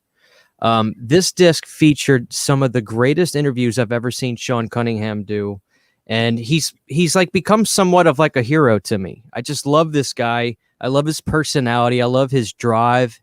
He looks like he really cares about his fans. And I know there's a lot of stuff going on with these lawsuits. I know there's a lot of this and that. There's no denying all the stuff going on, but I don't think he's phony. I don't think Sean is a fake. I don't think he's a fraud. I think he's a legend in the business. And I thought hearing him talk about Jason X and all the stuff he was doing, he was so inspirational, talking about moving things forward with the technology and filming Jason X in film. But he was like, we're gonna process this digitally, then give it to the effects team, and they're gonna have to do the effects through the digital work. And it was this new thing, and he seemed so excited about all that. It really just was. It was a cool thing to hear him talk about and have all this great recollection of. So that disc in particular. And of course, hearing Todd Farmer talk, that Jason X disc was really what pushed it to be my number one. We know about the issues that it had. I don't need to mention that. But overall, I'm just happy to have it. And I love, like I said, that Jason X disc is what really made it become my number one physical release of the year. Now, movies, we've talked about some great stuff. Some stuff that you guys have talked about, The Lodge. I have no denying that. I think that is a masterpiece. I think The Hunt was great. My wife loved The Hunt. She loved that movie so much. Other stuff, a lot of great movies have been mentioned. But when I was making my list, I really said to myself, which movie put the biggest smile on my face this year? And it's this Joe Begos film that has become a comfort film. VFW is my favorite film I've watched this year. A simple story about a couple war vets hanging out in their little hut, their little VFW hall, and they get run down and they got to protect it. It's a simple film. It's really fun, and it's it's the type of movie I really love. And VFW put the biggest smile on my face this year, and I've gone back and watched it frequently. So, that's my number one. I know it's not a film as much magnitude as some of the ones you guys have mentioned, but when it comes to what touches me the most, VFW was my number one. So I love that film. I've not seen it. I've heard really good things about it. It seems like it's a movie that would be right up my alley. So it's something that I need to get on. Anybody else seen VFW? I haven't seen it. No. I've heard very, very good things. And of course, number one on Christian's list of this year. Very nice. I do want to mention that the call-in number has been posted on our Patreon. So if anybody wants to jump on and say hello, sing a Christmas carol, wish us happy holidays, whatever. Tear up some slipcases. Let's make that happen. And real quick, because I definitely want to check in. I'm really still just very, very disturbed with what's going on. Is everybody feeling all right? Because I know I got a little bit of a headache. I'm feeling fine. My chest is burning. I don't know. I heard some sirens near me. That's Kentucky. I don't know. I'm a little concerned, but I see if anybody wants to call in. Does anybody else have any honorable mentions they want to toss out there? A couple of movies that almost made your list but didn't, or Blu-ray releases or anything like that? Go ahead, Stingray. Yeah, I'd forgotten about. Was it Sea Fever? Is that the name of it? Lauren, Yeah. you mentioned. Yeah, I'd forgotten about that one. I enjoyed that quite a bit. I always like creatures and stuff, so Yeah. Yeah. it's always fun. But I just haven't seen enough stuff this year, man. I mean, for obvious reasons. Like, I mean, I just don't want to drop $20 to rent a movie, you know. So Yeah. I just that's too much for me to rent. You know, I'll buy something for that price, but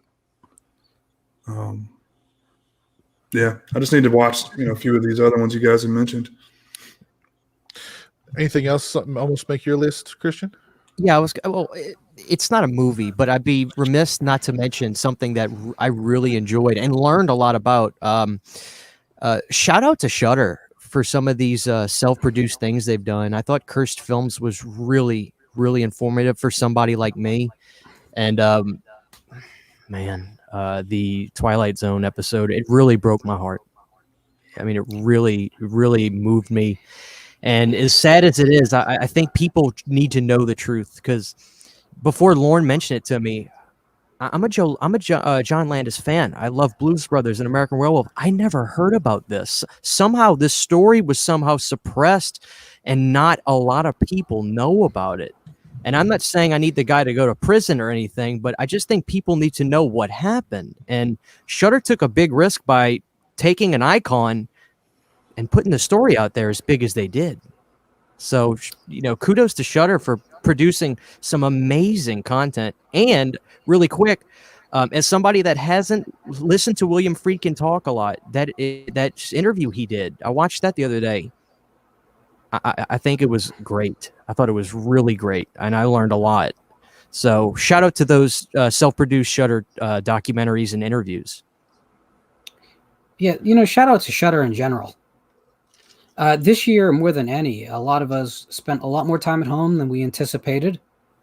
And Shudder, for their $5, $6 subscription, depending on when you got it and from where you're getting it. Man, you know what? Horror fans have never had it this good. We never have had a dedicated horror channel the way we now do, that has the breadth and the depth. You want to see some Paul Naschy films? They're there. You want to go back to early cinema?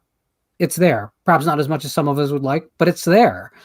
And that's amazing, because you'd expect these all to be one note. I think Shudder have done an amazing job this year, and I think a lot of people appreciate them a lot more after as much time as we've all, unfortunately, spent on our asses on our couches.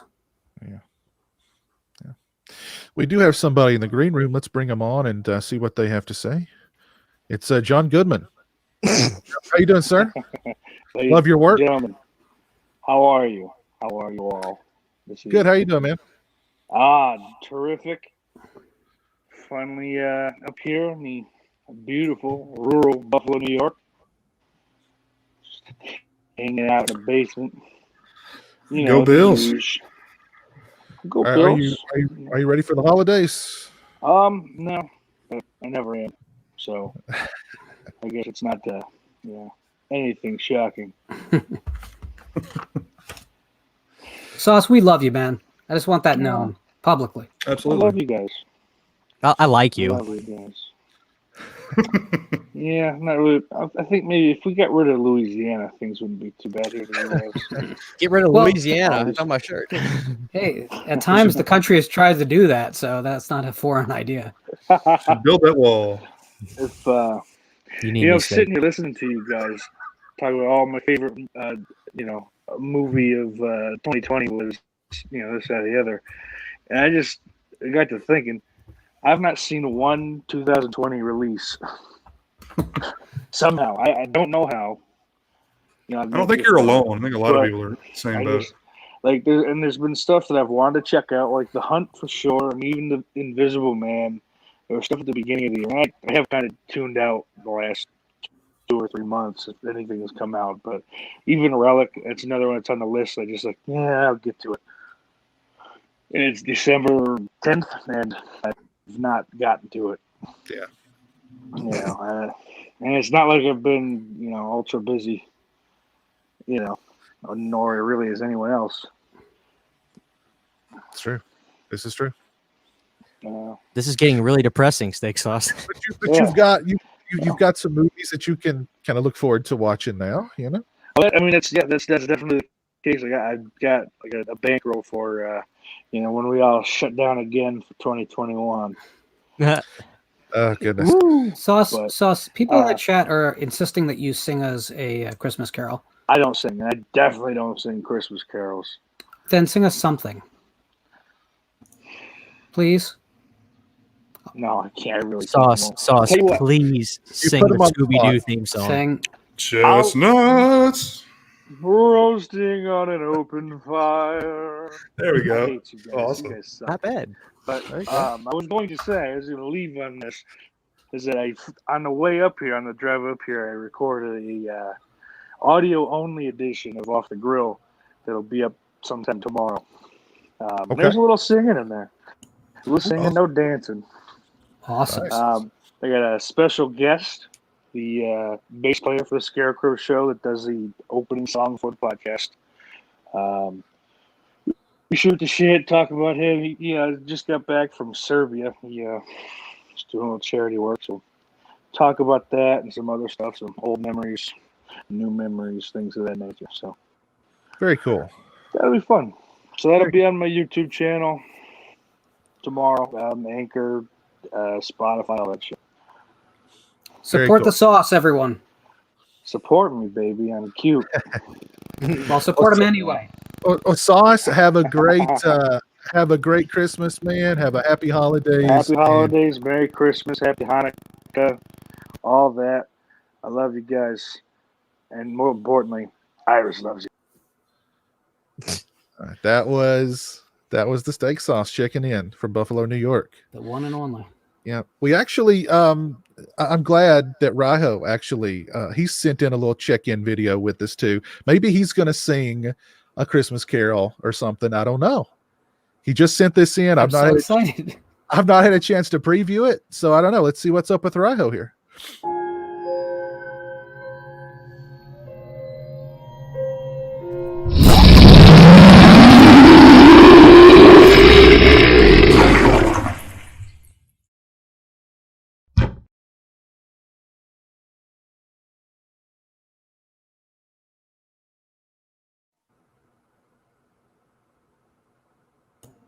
Was that real? What's going on, man? What Raiho was in the chat. Hold on, Raiho. Oh my god. Oh my god. Raiho, do you need a lozenge or something? Oh Jesus. I don't know what's going on here. I don't know what's going on It here. was in the chat just a few minutes ago. Here, actually, Jamie's just sent us in another video. Maybe she sent us in another Christmas Carol. I don't know. Let's see. We need a Christmas Carol after that. We certainly need. If anybody out there knows Raiho personally, or if they have his phone number, please call him. Give him a call. Let's see what's going on with Jamie here.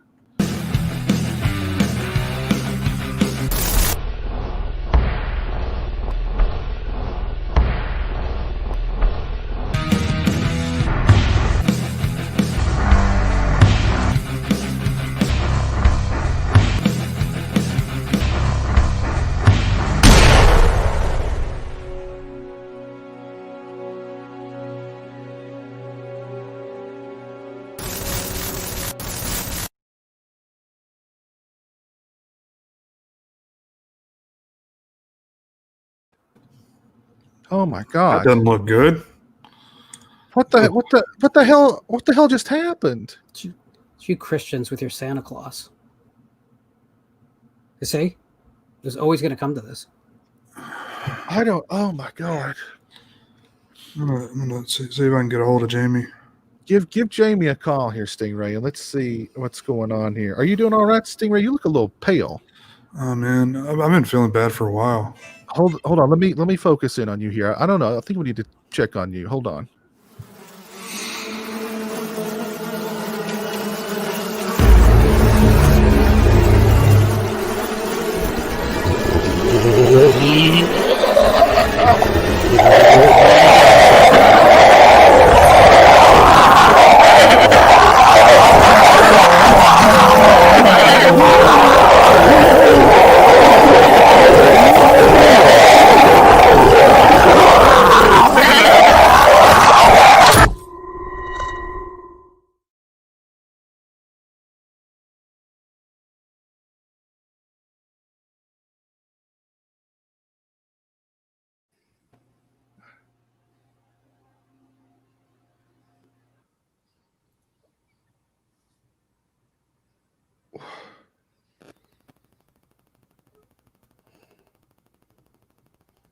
Stingray. Oh my God. Something crazy's going. There's sirens like right outside, but like look at my neighbors. I don't know. Stone, how are you? Stone, you look a little. Are you okay, Stone? Stone?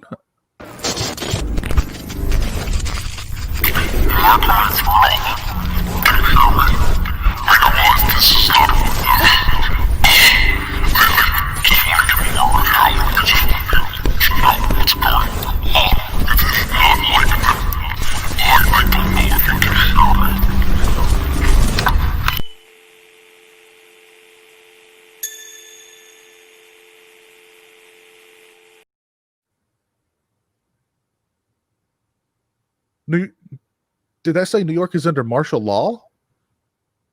New York is always under martial law. Oh, Jesus Christ.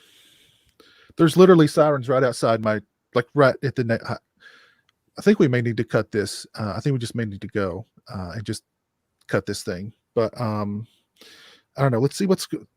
Christian, are you okay? Christian?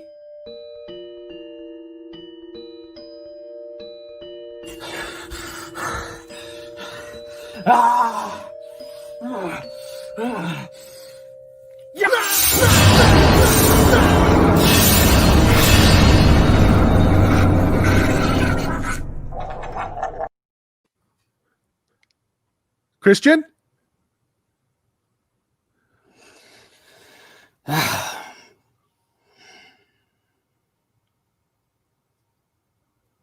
Lauren, are you okay? I mean, how do you feel? Annoyed.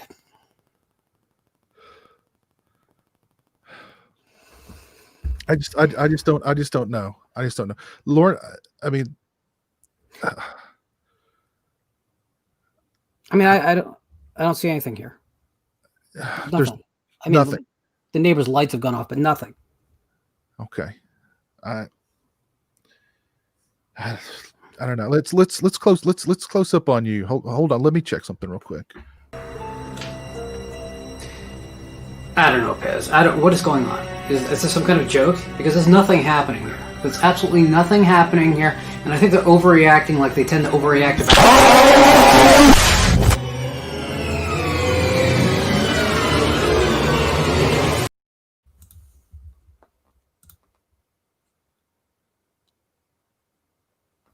All right. All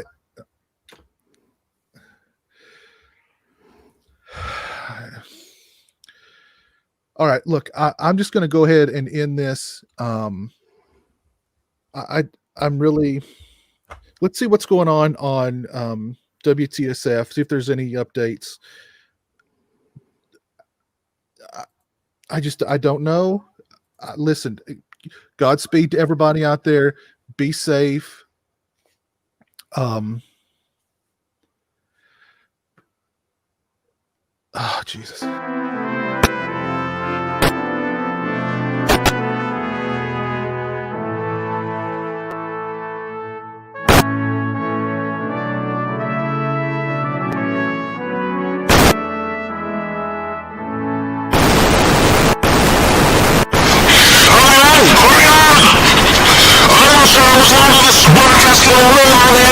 This is not a sanctioned broadcast that we hacked into the system. Do not believe the lies. Do not believe the lies. It is not Santa Claus causing the zombies. It's this broadcast. Turn off this broadcast now if you care about your health or your family.